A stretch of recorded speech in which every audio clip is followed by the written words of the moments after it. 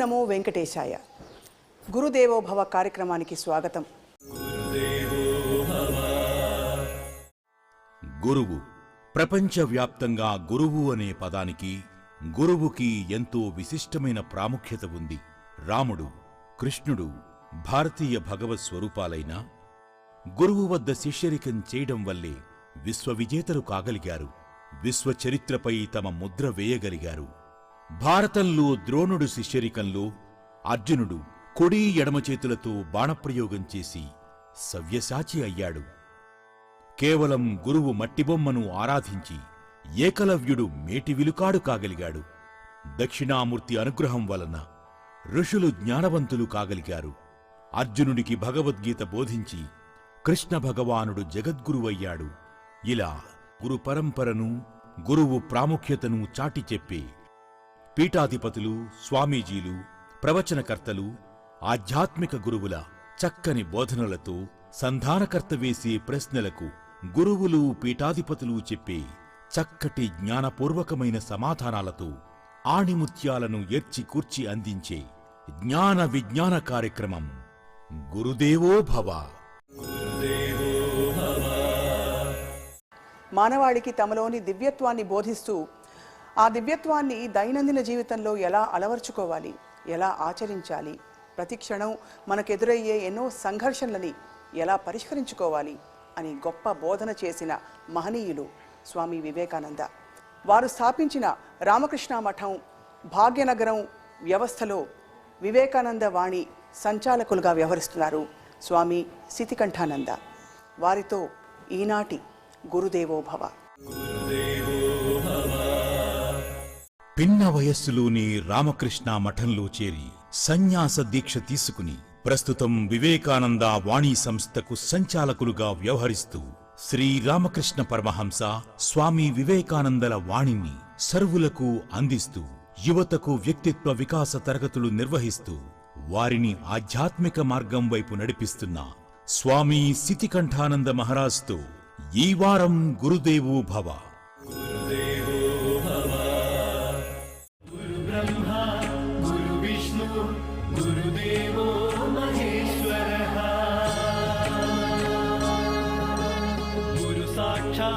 పరబ్రహ్మ తస్మై శ్రీ గురవే నమః.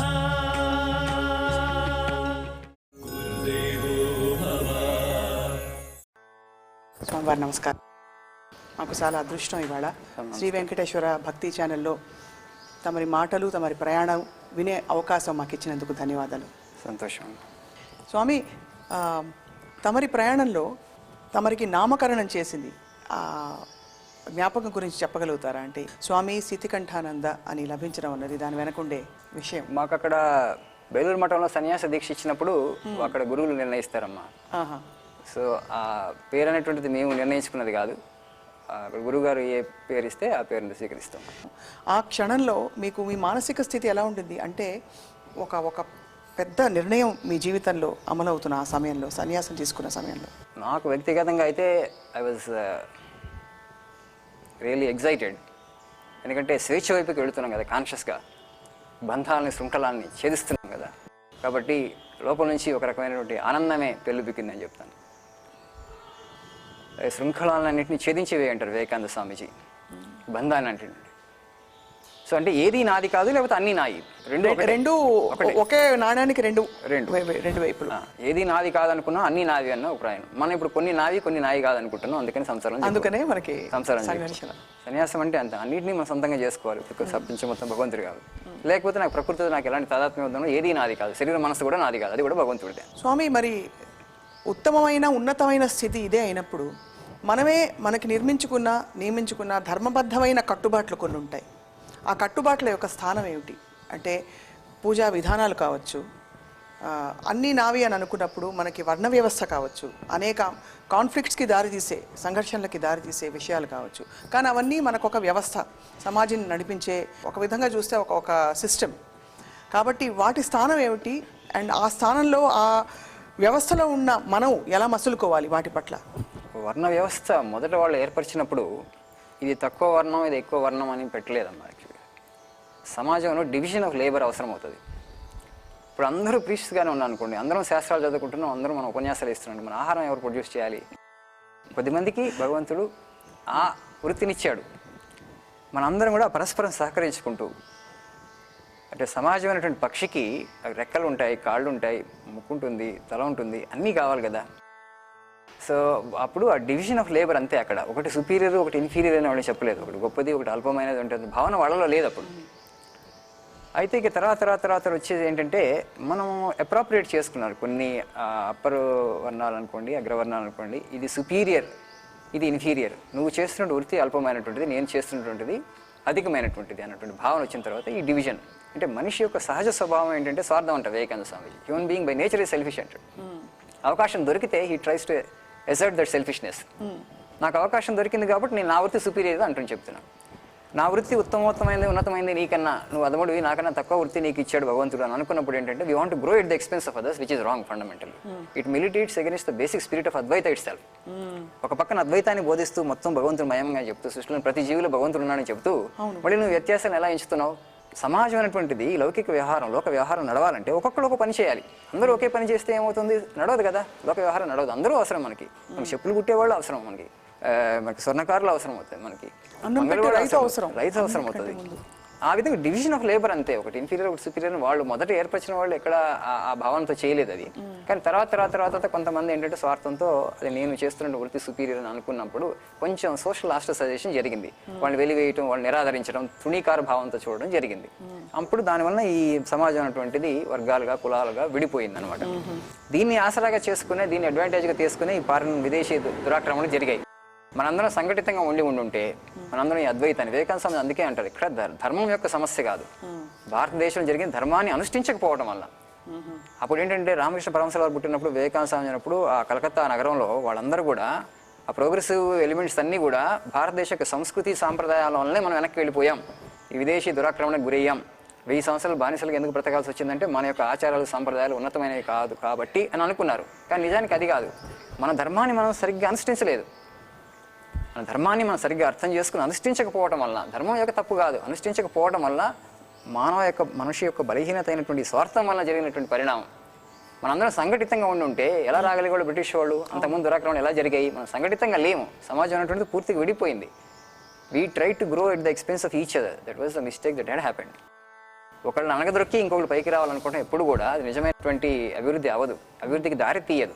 వాళ్ళు కూడా మన సమాజంలో భాగమే కాబట్టి, వాళ్ళు మనలో భాగమే కాబట్టి, వాళ్ళు అభివృద్ధి చెందాలి, వాళ్ళు అభివృద్ధిలో ఉండాలి అని ఎప్పుడైతే అందరినీ సమానంగా గౌరవించడం నేర్చుకున్నప్పుడు నిజమైనటువంటి సమసమాజం ఏర్పడేది. ఆ సమసమాజం ఏర్పడలేదు. దానికి ధర్మాన్ని బ్లేమ్ చేయడం మొదలుపెట్టారు.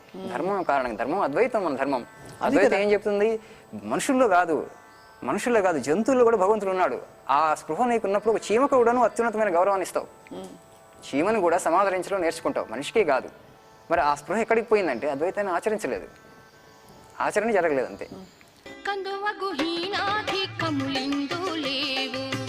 అందరికి శ్రీహరే అంతరాత్మ, కందువగు హీనాధికములిందు లేవు, అందరికి శ్రీహరే అంతరాత్మ, ఇందులో జంతుకులం ఇంట్లో ఒకటే,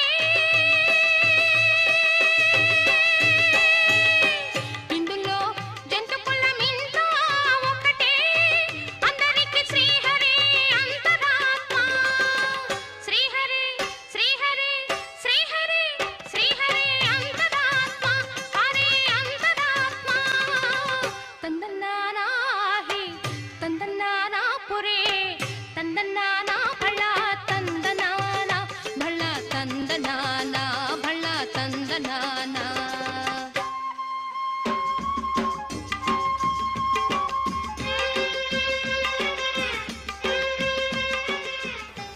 జీవన గమనాన్ని బట్టి ఆహార నియమాలు మొదలుకుని చాలా విషయాలలో తేడాలుంటాయి.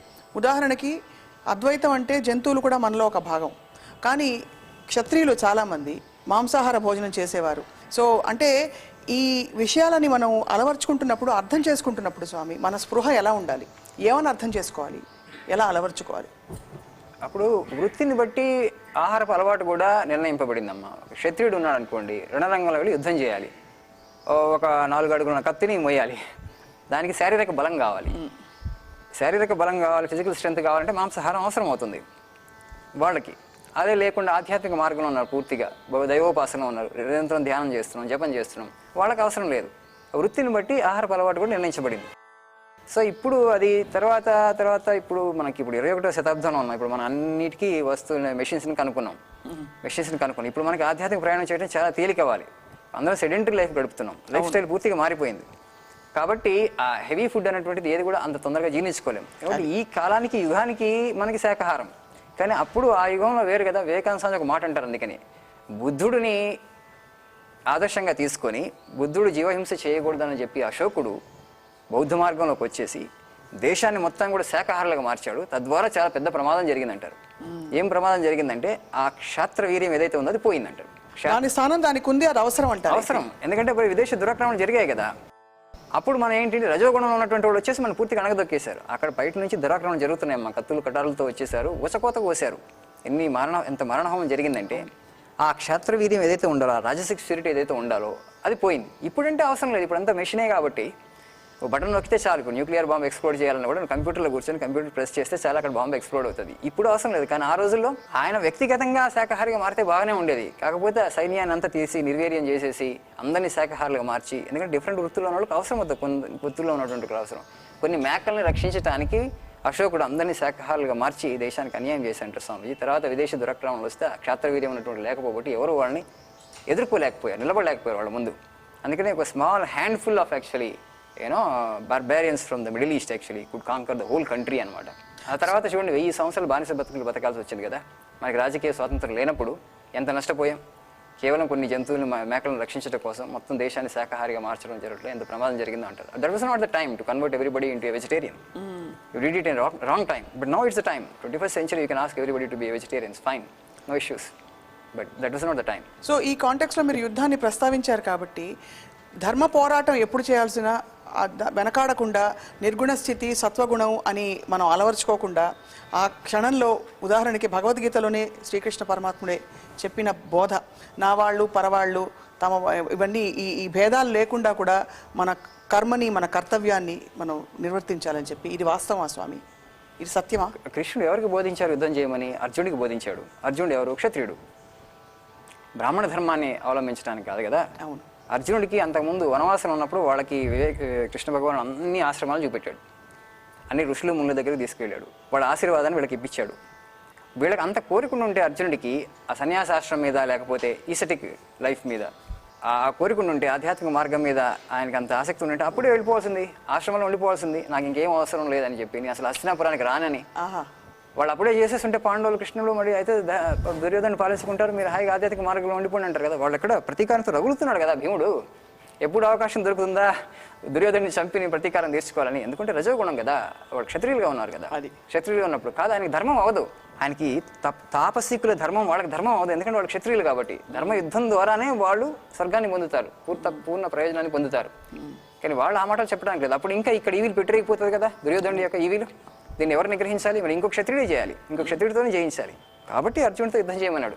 ఒకవేళ నీకు అంత ఈస్టిక్ లైఫ్ అంత ఆకర్షణీయంగా కనిపిస్తున్నావు, అప్పుడే చెప్పాల్సింది అడవుల్లో ఉన్నప్పుడు. ఇప్పుడు యుద్ధ భూమిలోకి వచ్చిన తర్వాత యుద్ధంలో అటు సైన్యం ఉంది, ఇటు నువ్వు ఉన్నావు, నువ్వు ఇప్పుడు బంధుత్వాల గురించి మాట్లాడుతున్నావు. మనం ఎంతో ప్రయత్నం చేసాం, ఆ బంధుత్వాలని వాళ్ళకి గుర్తు చేశాం.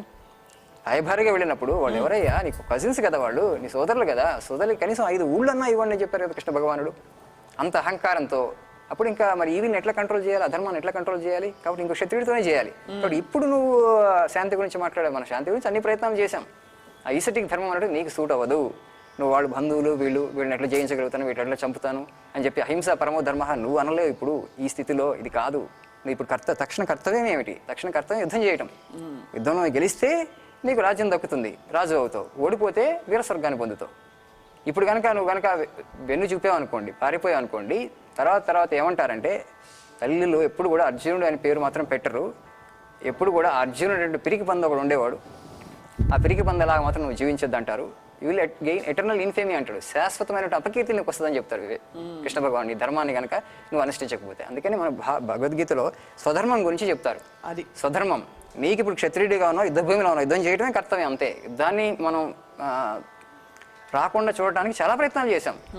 ఎన్ని ప్రయత్నాలు చేయాలో అన్ని ప్రయత్నాలు కృష్ణ భగవాన్ చేశాడు. అన్నీ అయిపోయినాయి, ఆ మార్గాలన్నీ క్లోజ్ అయిపోయినాయి. క్లోజ్ అయినాయి కాబట్టి ఇప్పుడు యుద్ధం చేయాల్సిందే. అప్పుడు కర్తవ్యోన్ముఖుడిని చేస్తాడు. నీకు ఇదే స్వధర్మం అవుతుంది నాయన ఇప్పుడు ఈ స్థితిలో. హరియను రెండక్షరములు నుడివిన అఖిల వేదములు మంత్రములు. హరియను రెండక్షరములు నుడివిన అఖిల వేదములు మంత్రములు. గరిమ ధర్మ శాస్త్ర పురాణాదులు క్రమమున చదివిన పుణ్యములు. గరిమ ధర్మ శాస్త్ర పురాణాదులు క్రమమున చదివిన పుణ్యములు. పరమ తపోయోగంబులు మొదలగు బహు సాధనముల సారంబు పరిపాకం వై ఫలించంగా బట్ట బయలు వెదకగనేల. పరమ తపోయోగంబులు మొదలగు బహు సాధనముల సారంబు పరిపాకం వై ఫలించంగా బట్ట బయలు వెదకగనేల. త్రికరణ శుద్ధిగా చేసిన పనులకు దేవుడు మెచ్చును, లోకము మెచ్చును. వర్ణ వ్యవస్థకు అతీతంగా కూడా ప్రతి మనిషి తన ప్రయాణంలో తన స్వధర్మం ఏమిటో గ్రహించడం, ఆత్మజ్ఞానం పొందడం అనేది గొప్ప వరం కదా స్వామి. అంటే ఆ ధర్మానికి అనుగుణంగా నడుచుకుంటున్నంత సేపు కూడా అది మంచి చెడు, రైట్ రాంగ్ అనే ధర్మం అంటేనే అది.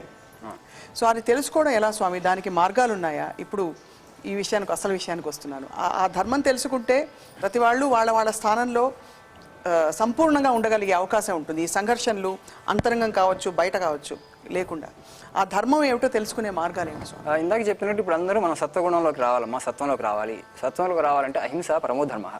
కాయ వాచ మనస. సృష్టిలోని ఏ ప్రాణికి కూడా నేను హాని తలపెట్టకూడదు అని ప్రతి మనిషి నిర్ణయించుకొని జీవితంలో దాన్ని అనుసరించడానికి ప్రయత్నం చేస్తే సత్వగుణంలోకి వస్తాడు, తర్వాత గుణాతీతులు అవుతాం. అందరూ ఆధ్యాత్మిక మార్గంలో ఉండడానికి ఇప్పుడు అవకాశం ఉంది. ఇంతకుముందు లేదు అవకాశం, ఇప్పుడు అందరికీ అవకాశం ఉంది సాధ్యమైనంత వరకు. మనం నిజానికి ఫిజికల్గా ఏం వైలెన్స్ జరగట్లేదు, చేయట్లేదు, మనం ఎవరిని కత్తులతో కొడట్లేదు, తుపాకులతో కాల్చట్లేదు దేశాలు చూసుకుంటే. కానీ మానసికంగా చాలా హింస జరుగుతుంది. చాలా స్వామి. ఆ హింస నుంచి కూడా బయటపడగలిగాం అనుకోండి అంటే చాలా పరిణామక్రమం ముందుకు వచ్చాం నాగరికతగా. మీరు ఒక 100 సంవత్సరాలు 150 సంవత్సరాల ముందు చూసుకోండి, ఒక రాజు ఇంకో రాజు మీద దండయాత్ర చేసేవాడు. దండయాత్ర చేసినప్పుడు యుద్ధాలు జరిగాయి కదా, యుద్ధాలు జరిగినప్పుడు ఏం చేసేవాళ్ళు? కత్తులతో ఒకళ్ళొకళ్ళు నరుక్కునేవాళ్ళు. చాలా ఆటవికం కదా అది. నాకు రాజకాంక్ష ఉంది. ఇప్పుడు కళింగ యుద్ధంలో అశోకుడు అది చేసిన తర్వాత కదా పరివర్తన కలిగింది. మేహం చూశాడు, ఆ రక్తపాతాన్ని చూశాడు, దేనికోసం చేశాను ఇదంతా కూడా నా రాజకాంక్ష వలన, ఇంతమంది బలయ్యారు నా రాజకాంక్షకి అని చెప్పి ఆయన పరివర్తన కలిగింది. అందుకని అశోకుడు చాలా గొప్పవాడు రాజులు. అంటే ఆ పరివర్తన కలిగింది కాబట్టి. అంటే ఆ స్థితి ఇప్పుడు లేదు కదా. ఒక రాజ్యం ఇంకో రాజ్యం మీద దండయాత్ర చేసి అంత ఆటవికంగా పాశవికంగా ఇంకో నరకటం, చంపడం అనేటువంటిది. కత్తులతో నరికేసుకునేవాడు, చేతులు కాళ్ళు తెగిపోయాయి.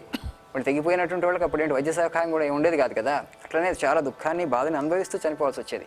అక్కడ నుంచి మనం ఆ ఫిజికల్ వైలెన్స్ నుంచి గ్రాడ్యుయేట్ అయ్యాం, నెక్స్ట్ స్టెప్కి వచ్చాం. ఇప్పుడు ఈ మానసిక లెవెల్లో, ఎందుకంటే ఈ స్వార్థం అనేటువంటిది భౌతికపరమైన జీవితం అనుకోవడం వల్ల, మెటీరియల్ ఇంట్రెస్టే నిజమైనటువంటి ప్రయోజనం అనుకోవడం వల్ల ఈ మానసిక స్థాయిలో చాలా హింస జరుగుతుంది. దాన్ని మనం ఎప్పుడు తగ్గించగలుగుతామంటే ఆధ్యాత్మిక మార్గంలో వచ్చి మోక్షము నిర్వాణము నా జీవిత లక్ష్యం అని అనుకున్నప్పుడు సృష్టిలోని ఏ ప్రాణికి నేను హాని తలపెట్టను, కాయ వాచ మనస అని చెప్పి మనసులో జరుగుతున్న హింసను కూడా తగ్గిస్తే అప్పుడు అందరూ ప్రేమతో ఉండాలి, అందరూ కూడా సుఖంగా ఉండాలి. లోకా సమస్తాః సుఖినో భవంతు అని అనుకొని మనం రోజు ప్రార్థన చేసుకుంటూ పోతూ ఉంటే అందరూ కనుక ఆ ప్రేమపూర్వకమైనటువంటి ఆలోచన కనుక వెదజల్లగలిగితే, వాళ్ళ మనసులోంచి అవ్యక్తీకృతం చేయగలిగితే నిజమైన శాంతి వస్తుంది.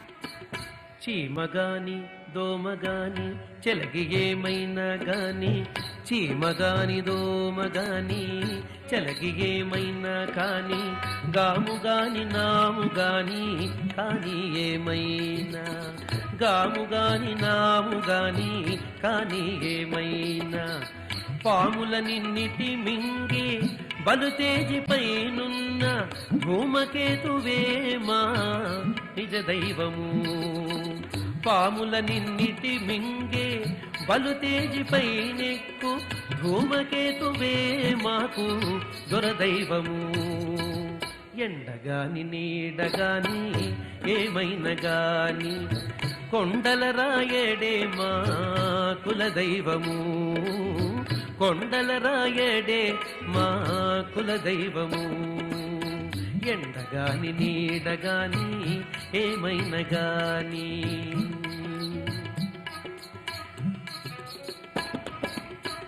పిల్లి గాని నల్లి గాని పిన్న ఎలుకైనా గాని పిల్లి గాని నల్లి గాని పిన్న ఎలుకైనా గాని పిల్లి గాని నల్లి గాని పిన్న ఎలుకైనా గాని కళ్ళగాని పొల్లగాని కాని ఏమైనా పిల్లి గాని నల్లి గాని పిన్న ఎలుకైనా గాని కళ్ళగాని పొల్లగాని కాని నామం అంటే నామకరణం ప్రేమ అనే అనాల స్వామి.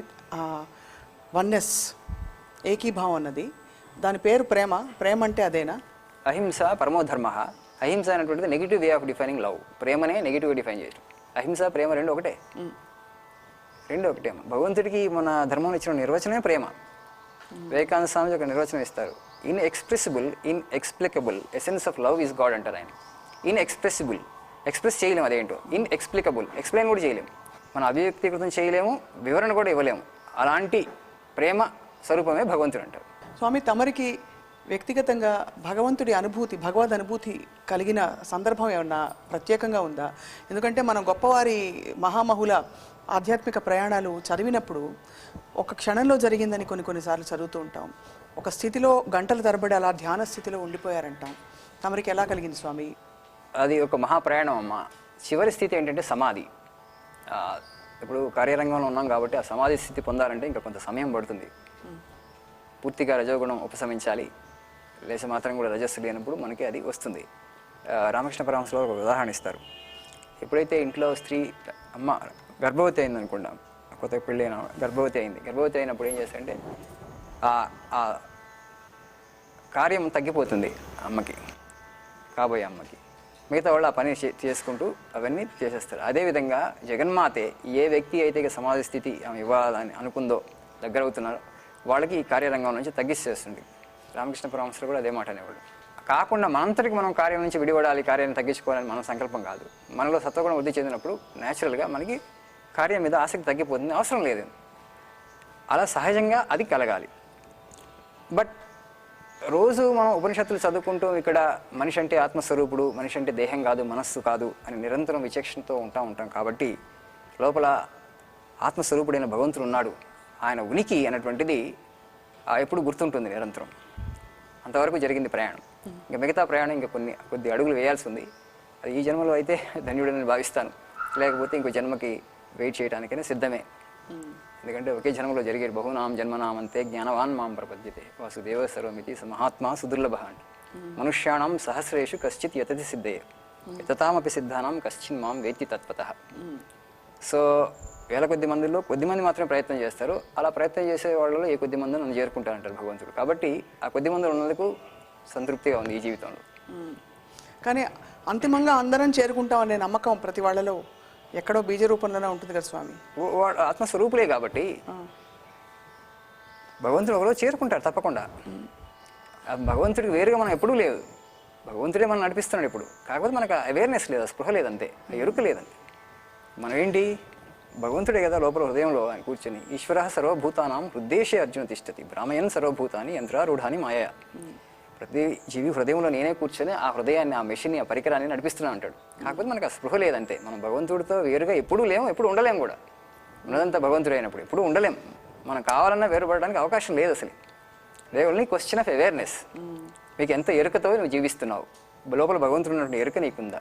రామకృష్ణ పరమహంసలు అందుకనే అంటారు, ఈ ప్రాపంచిక జీవితంలో ఉన్న వాళ్ళందరూ కూడా నేను భగవంతుడి చేతిలో ఉపకరణాన్ని అని భావిస్తూ పనులు చేసుకోవాలంటారు. కార్యాన్ని నిర్వర్తించారు. I'm instrument, I'm agent in the hands of God. భగవంతుడి చేతిలో నేను ఒక పరికరాన్ని, ఒక పనిముట్టుని అని అనుకుని ఎవరైతే కనుక నిరంతరం ప్రయత్నం చేస్తూ ఉంటారో ఆ అపరిపక్వ అహంకారం ఏదైతే ఉందో, నేను చేస్తున్నాను అహంభావం తొలగిపోతుంది. ఈ రకమైన అహంకారం మంచి అహంకారం అంటాడు. ఎందుకంటే నా అహంకారం కాదు అది, నేను భగవంతుడి చేతిలో ఉపకరణాన్ని అని చెప్పుకుంటూ గర్వించి అంటాడు. పర్వాలేదు, నేను భగవంతుడి చేతిలో ఉపకరణాన్ని అని గర్వించు. అప్పుడు మనకు కూడా మనకి ఇది కావాలి, లేకపోతే మనం ఇది చేయాలి అనే సందేహాలు కలగవు. భగవంతుడి చర్యగా సంకల్పంగా మనం భగవంతుడి సంకల్పమే నా ద్వారా అవ్యక్తీకృతం అవుతుంది. నా సంకల్పం అంటూ ఏమీ లేదు, ఏముండదు. ఆ నిరంతరం అట్లా చేసుకుంటూ పోతే ఒక స్థాయికి వచ్చిన తర్వాత భగవంతుడి సంకల్పమే నిజంగా మీలోంచి అభివ్యక్తీకృతం అవుతూ ఉంటుంది.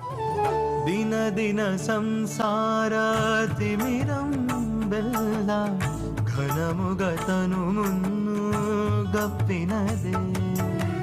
దిన దిన సంసార తిమిరం ಬೆಲ್ಲ ಘನಮುಗತನು ಮುನ್ನೂಗಪ್ಪಿನದೆ అనయము శ్రీ వెంకటాధిపుడాత్మకు అనయము శ్రీ వెంకటాధిపుడాత్మకు ననిచి తొల్లి కలనాయకుడే అనాది జీవుడు అన్నియుగన్నవే వినోదమిందలి విరతే వలయు విరతే వలయు హరినారాయణ గోవింద జయ నారాయణ గోవింద హరినారాయణ గోవింద జయ నారాయణ గోవింద హరినారాయణ గోవింద జయ నారాయణ గోవింద హరినారాయణ గోవింద జయ నారాయణ గోవింద. రామకృష్ణ వారు అలాగే శారదామాత వారు వారి మధ్య ఉండే అనుబంధాన్ని, ఆధ్యాత్మిక అనుబంధాన్ని ఇప్పుడు ఈ మోడర్న్ డేలో, ఆధునిక ప్రపంచంలో మనం అన్వయించాలంటే వారి జీవితం నుంచి నేర్చుకునే గొప్ప స్ఫూర్తి ఏమిటి? భార్యాభర్తల బంధం గురించి చెప్పాలంటే మన ధర్మంలో భార్యకి భర్తయే దైవం అని చెప్తాం, పతియే దైవం అని చెప్తాం. ప్రతి స్త్రీ కూడా వేరే వాళ్ళ ఉపాసన ఏం అవసరం లేదు, భర్తని సేవించడమే పరమధర్మంగా భావిస్తూ భర్తలోని దైవం చూసుకుంటే వాళ్ళు మోక్షాన్ని పొందుతారు, అందులో సందేహం లేదు. అదేవిధంగా పురుషులు స్త్రీలని జగన్మాత స్వరూపాలుగా చూడాలి, భార్యను భార్యగా కాకుండా జగన్మాత స్వరూపంగా చూస్తూ ఉండాలి. వాళ్ళలో ఎప్పుడు కూడా భార్య కళ్ళలో కన్నీళ్లు రాకుండా చూసుకోవాలి, అది భర్త ధర్మం. అది భర్త ధర్మం. ఎత్ర నార్యస్తు పూజ్యంతే రమంతే తత్ర దేవతా. సో ఆ విధమైన పూజ్యభావంతో భర్త స్త్రీని భార్యను చూసుకుంటూ ఉండాలి. ఇద్దరికి కూడా పర్ఫెక్ట్ పూర్తి గౌరవం ఉండాలి ఒకళ్ళ మీద ఒకళ్ళు. అప్పుడు ఎవరైతే భార్యని దైవ స్వరూపంగా జగన్మాత స్వరూపంగా భర్త చూస్తూ ఉండాలి, భర్తే నాకు ప్రత్యక్ష దైవం అని భార్య భావించాలి. ఆ విధంగా వాళ్ళు డీఫై చేసుకున్నప్పుడు అద్భుతమైనటువంటి సంబంధం అక్కడ వ్యక్తమవుతుంది. రామకృష్ణ పరమహంసల వారు శారదాదేవిని షోడశిగా పూజించారు. కేవలం ఆ కాళికాదేవి విగ్రహంలోనే ఆయన కాళికాదేవిని చూడలేదు, ఈమెను కూడా కాళికాదేవి స్వరూపంగా జగన్మాత స్వరూపంగా చూసి తన తపస్సు చేసినటువంటి ఆ ఫలం మొత్తం కూడా ఆ పదాల దగ్గర సమర్పించారు షోడశిగా చేసి.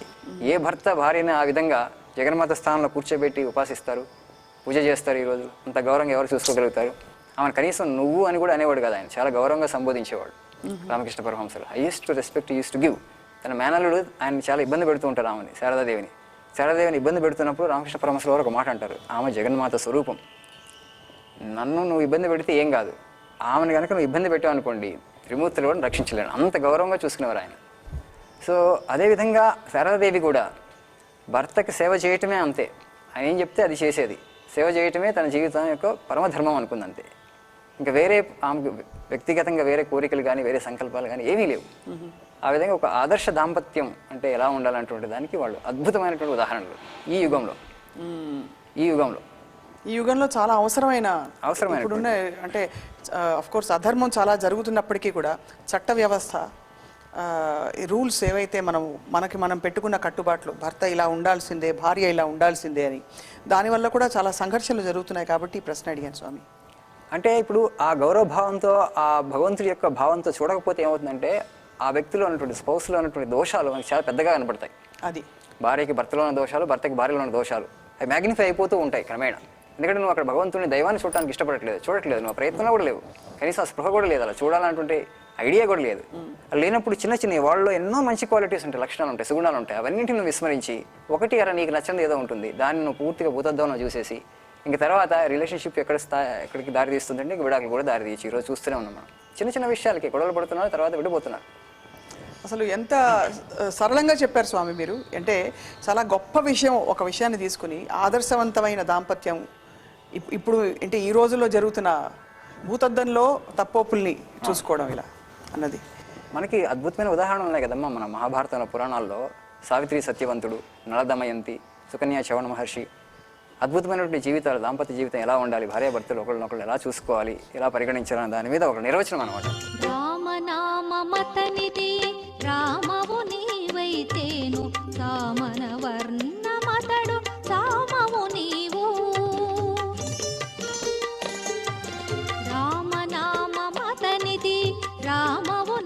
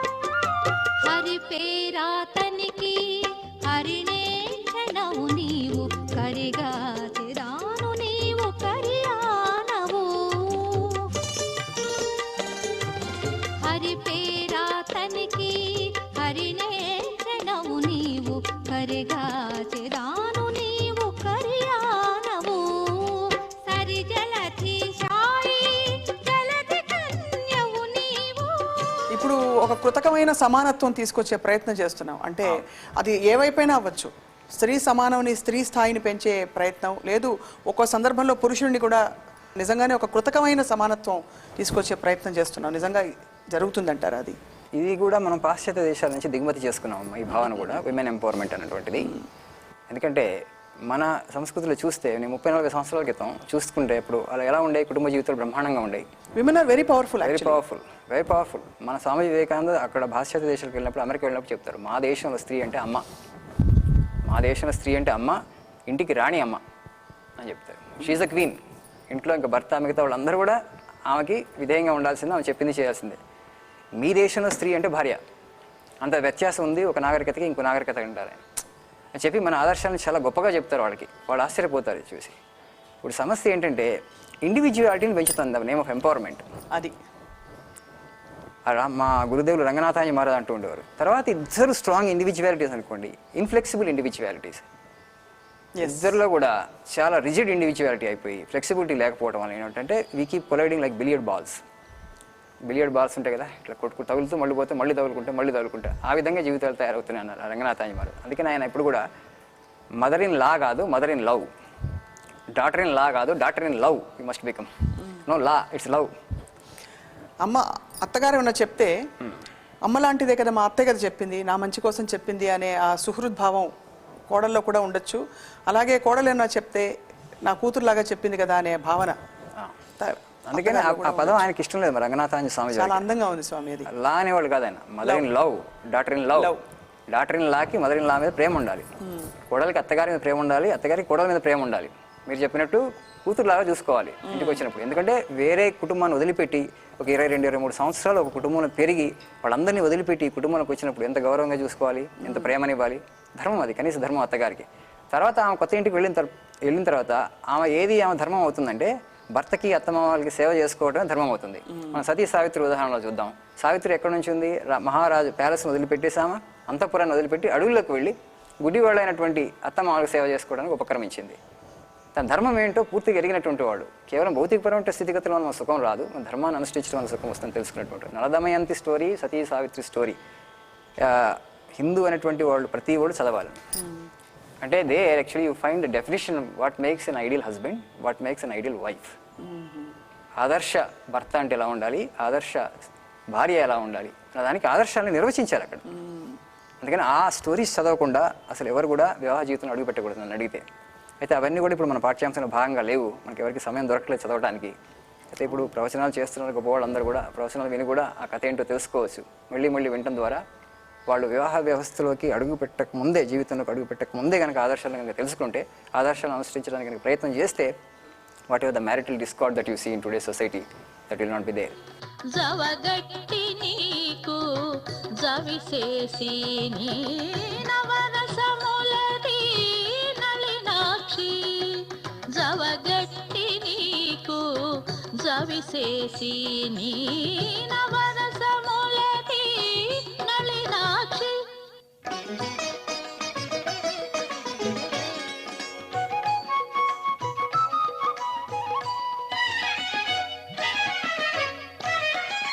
శృంగార రసము చెలియముఖంబున సంగతి వీర రసము గోళ,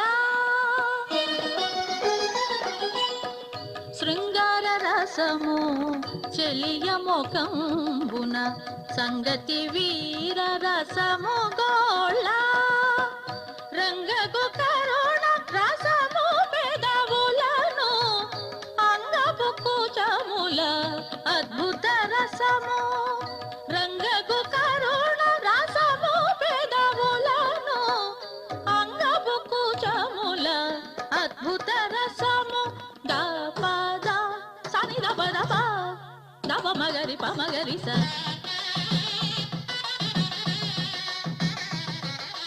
గపప్ప మగరి గద దప మగదరి సని దప మగ పద సా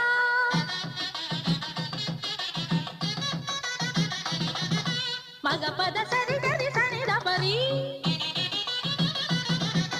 దస సని ద దరి దస పద గప మగ పద స నవరసములది నళినాక్షి. స్వామి, ఇప్పుడు ఈ కాంటెక్స్లో దీన్ని కొనసాగింపుగా తమరు నిర్వహిస్తున్న ఆర్యజనని కార్యక్రమం గురించి చెప్తారా? ఎలా ఆవిర్భవించి అసలు ఆ తలంపు మీకు? వివేకానంద స్వామీజీ ఒక మాట అంటారు, అదే ఆ పాశ్చాత్య దేశాల్లో అంటే అమెరికాలో అనుకుంటా, అమెరికాలో మాట్లాడుతున్నప్పుడు అమెరికా స్త్రీలకి భారత స్త్రీల యొక్క వైభవాన్ని, వాళ్ళ గొప్పతనాన్ని స్వామీజీ వివరిస్తూ ఆ ప్రక్రియలో ఒక మాట చెప్తారు. మీ వివాహ వ్యవస్థకి మా వివాహ వ్యవస్థకి తేడా ఉంది. మీరేంటంటే మీకు ఎవరికి నచ్చితే వాళ్ళని తీసేసుకొని పెళ్లి చేసుకుంటారు. మా దగ్గర అలా జరగదు. నచ్చడం నచ్చకపోవడం కాదు, దానికి కొన్ని చూస్తారు. ఆ కుటుంబం సరిగ్గా తూగుతుందా లేదా, ఏ కుటుంబం నుంచి వస్తున్నారు, వాళ్ళ సాంప్రదాయాలు ఏంటి, అవన్నీ చూసేవాళ్ళు. ఈ అన్నీ ఇలా నిర్ణయించడం వల్ల ఏంటంటే నా వ్యక్తిగత స్వేచ్ఛని కొంత పక్కకు పెడతాను లోక కళ్యాణం కోసం. ఎందుకంటే లేకపోతే ఇన్కంపాటబుల్ కపుల్ అయ్యారనుకోండి, ఇప్పుడు ఇన్కంపాటబుల్ కపుల్స్ పెరుగుతున్నారు కదా, అది మనకి ఇంతకుముందు ఉండేది కాదు. అవును, ఆ ఇన్కంపాటబిలిటీ ఉండేది కాదు. ఎలా ఉండేదంటే ఆ భర్త ఎవరైతే తన జీవితంలోకి వస్తున్నాడో ఆ వ్యక్తిని భగవంతుడే నాకు నిర్ణయించాడు. అదేవిధంగా ఏవైతే భార్య నా జీవితంలోకి అడుగుపెట్టబోతున్నామని భగవంతుడు నిర్ణయించాడు, ఒక రకమైన సరెండర్ ఉండేది. అవును. కాబట్టి వాళ్ళు ఇంత ఎక్స్పెక్టేషన్స్లో వివాహ జీవితంలోకి అడుగు పెట్టేవాళ్ళు కాదు. ఎక్స్పెక్టేషన్స్ ఉండేవి కావు. భగవంతుడు నిర్ణయించినటువంటి వ్యక్తి నేనేమని ప్రశ్నించడానికి అది ప్రశ్న ఉత్పన్నం అయ్యేది కాదు. నేను రాంగ్ చాయిసా, నాకు అసలు ఈ రోజుల్లో ఆ ఐడియాస్ వస్తున్నాయి వీళ్ళకి. Did I make a mistake by choosing this person? High level of individuality and expectations both are wrong. So వాళ్ళకి అది ఉండేది కాదు, ఆ ఎక్స్పెక్టేషన్సే ఉండేవి కావు. భగవంతుడు ఈ వ్యక్తిని నా జీవితంలోకి పంపించాడు, ఆ వ్యక్తికి సేవ చేసుకోవడం నా ధర్మం, అంతే. పూర్తిగా అన్కండిషనల్ లవ్, ఏమీ ఆశించకుండా ప్రేమించడం. భార్య భర్తకి ఆ ప్రేమనివ్వాలి, భర్త భార్యకి ఆ ప్రేమనివ్వాలి. Unconditional love is always unconditional. అది నిజానికి ఏమైనా కండిషన్స్ పెట్టి నేను ఇలా ఉంటే నేను ప్రేమిస్తానంటే అది ప్రేమ అవ్వదు. ప్రేమలో ఆశింపు ఉండదు, నిజమైనటువంటి ప్రేమలో. సో దానికోసం వాళ్ళు ప్రయత్నం చేస్తే అద్భుతమైన జీవితాలు వస్తాయి. ఈ ఆర్యజనని కార్యక్రమం ఎట్లా స్టార్ట్ అయిందంటే వివేకానంద స్వామి ఒక మాట అంటారమ్మా, నేను ఈ స్థాయిలో ఉన్నానంటే, నాకు ఇంత ఆధ్యాత్మిక జ్ఞానం కలిగిందంటే అది నేనేదో సంపాదించుకున్నటువంటిది కాదు. మా అమ్మ నాన్న 2 సంవత్సరాలు దైవ ప్రార్థన చేసి శివ పూజలు చేసి నన్ను కన్నారంటారు ఆయన. తద్వారా నాకు పుట్టుకతోని ఆధ్యాత్మిక సంస్కారం, ఈ జ్ఞానం కలిగింది. సో ఆయన సక్సెస్ అంతా కూడా ఆయన ఎవరికి ఇస్తారంటే తల్లికి ఇచ్చేస్తారు ఆయన. She actually deserves the credit, not I my self అని చెప్పు. ప్రార్థనతో పుట్టిన వాడే ఆర్యుడు లేకపోతే అనార్యుడు అని మనువును కోట్ చేస్తారు ఆయన. ప్రార్థనతో పుడితే ఆర్యుడు లేకపోతే అనార్యుడు. మన దేశానికి ఒక పేరు ఏంటంటే ఆర్యావర్తం అని. ఆర్యావర్తం అంటే ఆర్యులు అన్నటువంటి దేశం. ఆర్యులు అన్నటువంటి దేశం అంటే ఆర్యుడు ఎవరంటే సంస్కృతి సంస్కారం కలవాడు, ఆధ్యాత్మిక సంస్కారం కలవాడు, మానవ జీవిత ప్రయోజనం గురించి స్పష్టంగా తెలిసినటువంటి వాడు ఆర్యుడు. ఇప్పుడు మనకి ఆర్యావర్తం పేరుకి ఆర్యావర్తం అయిపోయింది, అనార్యులు అయిపోయారు. ఎందుకంటే ఆ సంస్కారాన్ని మర్చిపోతున్నాం కాబట్టి. ఇప్పుడు మనం చూస్తే సమాజం చూస్తే కాన్షియస్గా పిల్లల్ని కంటం అంటూ జరగట్లేదు.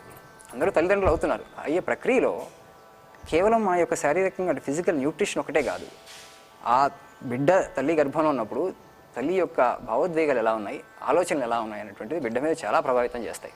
ఇది సైంటిఫిక్గా కూడా మనకి ఇప్పుడు నిరూపితం అవుతుంది. ప్రహ్లాదుడి స్టోరీ జెనెటిక్గా ఎక్స్ప్లెయిన్ చేయలేం.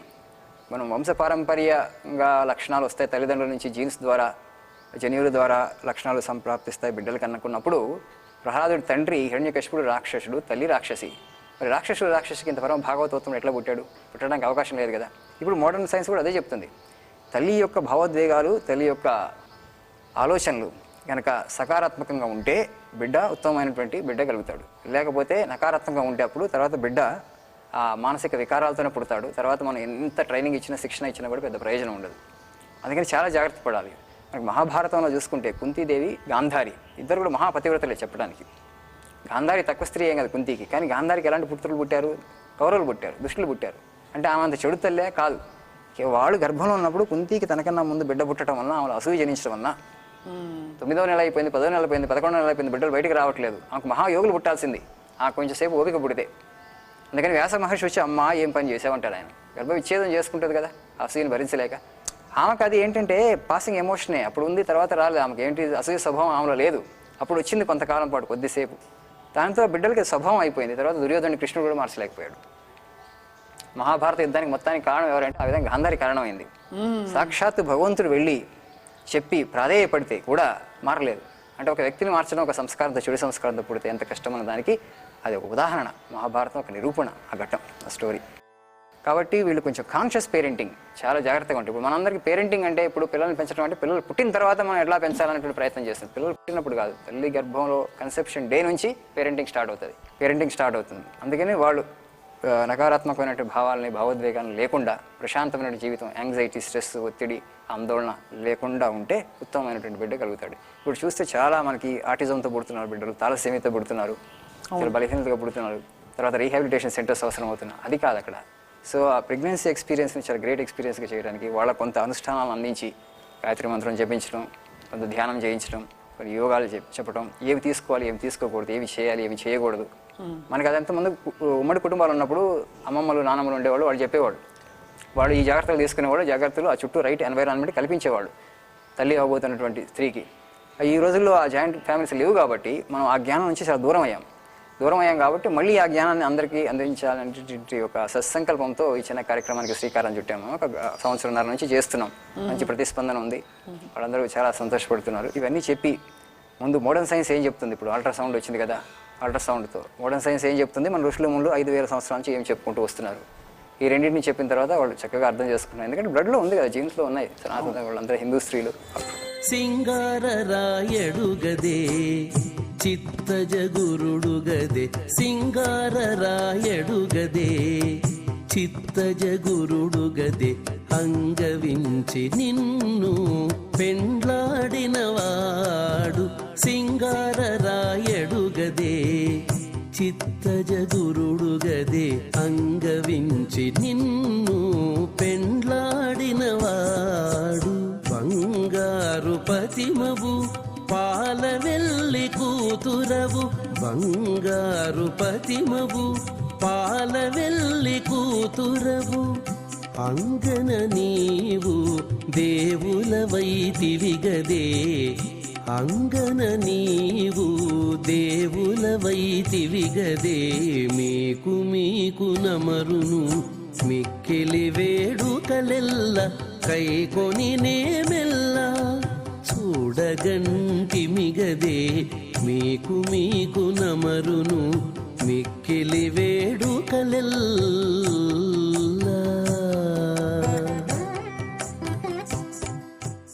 అనేక విషయాల్ని మనం ఏవైతే వదులుకున్నామో అవి మళ్ళీ తిరిగి తీసుకొచ్చే వాటిలో భాగంగా ఆర్యజన్య కార్యక్రమం, ఇందాక మీరు చెప్పిన కొన్ని అన్కండిషనల్ లవ్ అని, mother in love, daughter in love అని, ఇవన్నీ కూడా ఇప్పుడు సమాజానికి చాలా చాలా అవసరమైన విషయాలు స్వామి. తమరికి ఇంకా ఈ స్థితిలో ఉన్నప్పుడు మీరు ఎంత కొంత రజోగుణం మీరు ప్రయోగించాల్సిన అవసరం వచ్చినా కూడా దైనందిన జీవితంలో తమరికి అంటూ ఆశయాలు వ్యక్తిగతంగా కావచ్చు, రామకృష్ణ మఠం తరఫున ఉన్నాయా? అలాగే మరొక ప్రశ్న, దీనికి అనుబంధ ప్రశ్న, కలియుగ ప్రత్యక్ష దైవం శ్రీ వెంకటేశ్వర స్వామి తత్వాన్ని ఎలా అలవర్చుకోవాలి? మనకి గొప్ప అదృష్టం ఏంటంటే ఒక్కొక్క దైవాన్ని కొలుచుకున్నప్పుడు ఆ దైవ స్వరూపంలోని అనేక గుణాలని మనం పూర్తిగా అలవర్చుకునే భాగ్యం కలిగిన గొప్ప దేశం, గొప్ప భూమి మంది కాబట్టి. సో శ్రీ వెంకటేశ్వర స్వామి తత్వాన్ని గురించి 2 మాటలు చెప్పాల్సినగా కోరుతున్నాం. భారతదేశం యాక్చువల్గా మన ధర్మం వీఆర్ నాట్ ఏ పాలిథిస్టిక్ రేస్. అంటే విభిన్న దేవతలను పూజిస్తున్నటువంటి జాతి కాదు, ఒకే భగవంతుని ఉపాసిస్తున్నాం మల్టిపుల్ ఫామ్స్ ద్వారా, వివిధ రూపాల ద్వారా. Form of the god is different. అంటే ఒక్కొక్కరికి ఒక టెంపర్మెంట్ ఉంటుంది, ఒక మెంటల్ డిస్పోజిషన్ ఉంటుంది, ఒక ప్రవృత్తి అంటారు, మానసిక ప్రవృత్తి ఉంటుంది కదమ్మా. దాని ప్రకారం అందరికీ ఒకే రూపాన్ని ఇచ్చామనుకోండి, అది నచ్చదు. అందుకని ఇక్కడ కూడా వైవిధ్యాన్ని సృష్టించారు మన ఋషుల ముందు. ఇప్పుడు రామకృష్ణ పరమహంసరావు అక్కడ కలకత్తాలో పుట్టారు కాబట్టి ఆయన కాళికాదేవిని పూజించారు. ఎందుకంటే ఆ బెంగాల్ ప్రాంత వాసులు ఒక 500-600 సంవత్సరాలుగా అక్కడ ఆ రూపంలో భగవంతుని ఉపాసిస్తున్నారు, కాళికాదేవి రూపంలో. కాబట్టి భగవంతుడు అక్కడ అవతరించినప్పుడు ఏం చేశాడు, అదే రూపాన్ని పూజించి నువ్వు కనుక ఈ విధంగా ఆర్తితో వ్యాఖ్యలతో పూజిస్తే నీకు సాక్షాత్కారం అవుతుందని చెప్పారు. అదే మన ఇక్కడ పుట్టారనుకోండి, మన తెలుగు రాష్ట్రాల్లో పుట్టారనుకోండి, ఆయన ఒక అవతారం వచ్చిందనుకోండి, వాళ్ళు వెంకటేశ్వర స్వామిని పూజిస్తారు. వెంకటేశ్వర స్వామిని పూజించి మనకి ఏదైతే వెంకటేశ్వర స్వామి మీద ఉన్న భక్తి శ్రద్ధల్ని ఇంకా ఇన్వడింపజేయడానికి ప్రయత్నం చేస్తారు. అర్చామూర్తి రామకృష్ణ పరమహంసరావు వారు ఆ విగ్రహాన్ని పూజించి విగ్రహంలోంచే ఆ కాన్షియస్నెస్ చైతన్యం అభివ్యక్తికృతమైంది ఆయనకి. అదేవిధంగా మనం ఎవరైతే వెంకటేశ్వర స్వామిజీ భక్తులుగా ఉన్నామో వాళ్ళందరూ కూడా అర్చామూర్తిని మనం ఆర్తితో వ్యాకులతతో కనుక ప్రార్థిస్తే, అన్నమాచార్య వారు ప్రార్థించినట్లుగా మనకి కూడా అనుభూతి కలుగుతుంది, అనుగ్రహం కలుగుతుంది, వెంకటేశ్వర స్వామి వారి అనుగ్రహం. ఇప్పుడు తెలుగు రాష్ట్రాల్లో అద్భుతమైన భక్తి ఉన్నటువంటి వాళ్ళు ఉన్నారు. కాబట్టి ఆ ఉపాసనని మనం ఇంకా తీవ్రతరం చేయాలి.